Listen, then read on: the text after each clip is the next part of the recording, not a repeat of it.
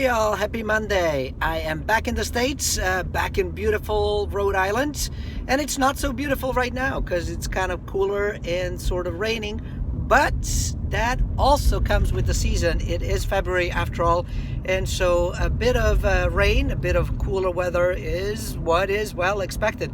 We actually had a bit of a warmer winter thus far than we typically do, and I'm not quite sure what that says. Maybe something is happening with the climate change. I don't know. But I am hoping that it kind of stays this way and that we don't get slammed over the next 2 months. March is coming in about 3 weeks, but that doesn't mean much of anything. March tends to be sort of loosey-goosey kind of month. You never know what you're going to get. So it could be super cold and windy and snowy, or it could be quite gorgeous. I guess one way to find out, as I like to say.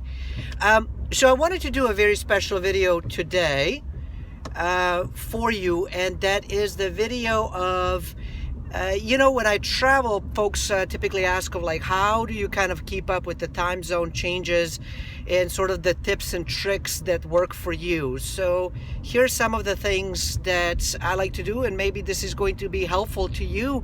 Perhaps my video that I have done and posted on YouTube and on Facebook, LinkedIn, and a few different spots, maybe that is going to inspire you to travel. And so now you're thinking to yourself, how do I do that without quote unquote losing my head and losing my sleep and sort of still being myself? How do you do that?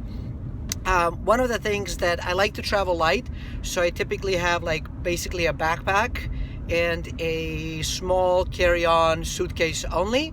And so then, check in, don't check in, it doesn't really matter.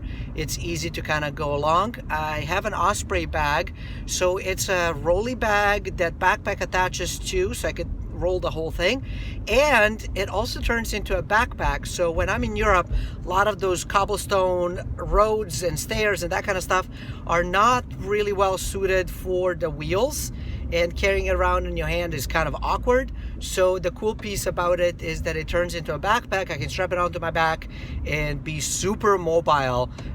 So that's one thing that I like. So find an awesome bag that can do multitude of things and it can hold stuff that you need. So that's one.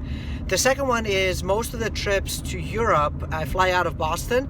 So I will take a late night flight, which is typically one day fly. So it's going to be 9, 10, 11 p.m. And that brings you to Europe at early morning hours.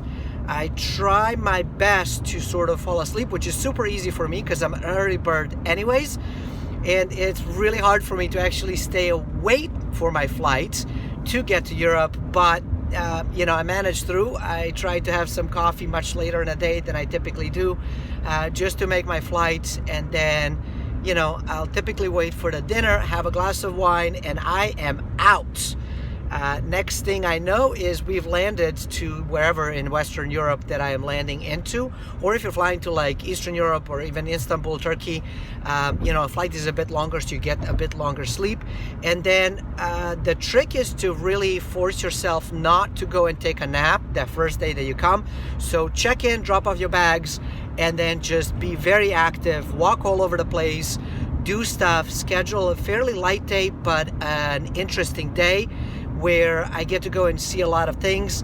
And then I try to go to bed. I force myself to basically stay up till about midnight, 1 o'clock, and then I crash and then get up in the morning and rinse and repeat. So, being in Spain just recently, midnight was basically 6 p.m. New York time. And so for me, that was quite perfect because that's pretty close to my bedtime anyways. So I would stay till about 1, 2 a.m., go do stuff, have fun, and then get up around 8 a.m., which is about 2 a.m. New York time. Again, spend a full day really busy. And then on the way back, depending when your flight is, so if you have a flight in the morning, force yourself to basically not sleep at all during the flight. Stay right there on the same time zone that you're traveling in as much as humanly possible. Sometimes that's not always possible, but do your best to do that. And then when you get home, then just try to go to bed a bit earlier than usual, and that typically helps with reset. This last time my flight was at about 5:45, 6 p.m.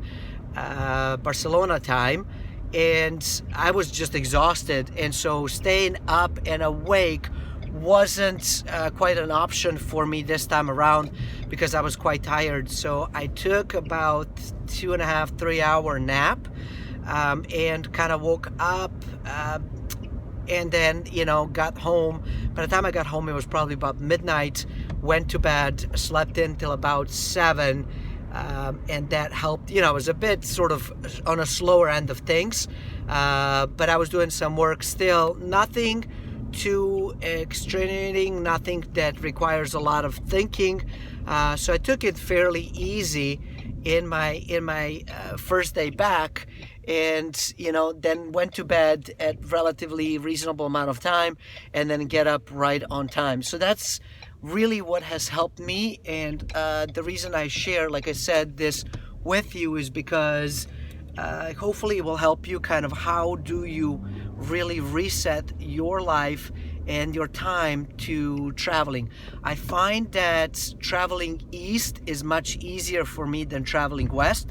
So for example, even a trip to Europe is much easier for me to manage through than it would be, say, California. Even though it's a 6 hours going to Europe, 5 or 6 hours, or only 3 hours going to California, I always find it way easier for me to travel east than west, just because I get sleepy so early. Maybe that's the reason why.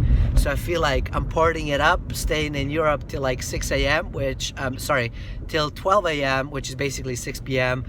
My time, versus traveling to California where, even staying till 6 p.m. their time, I'm like, oh my gosh, this is beyond my bedtime. So hopefully this is helpful to you. Not your typical and usual video, but nonetheless, I hope it helps in getting you prepared for your next travel. Until next time, stay forever money blessed, and do remember, you are only one deal away.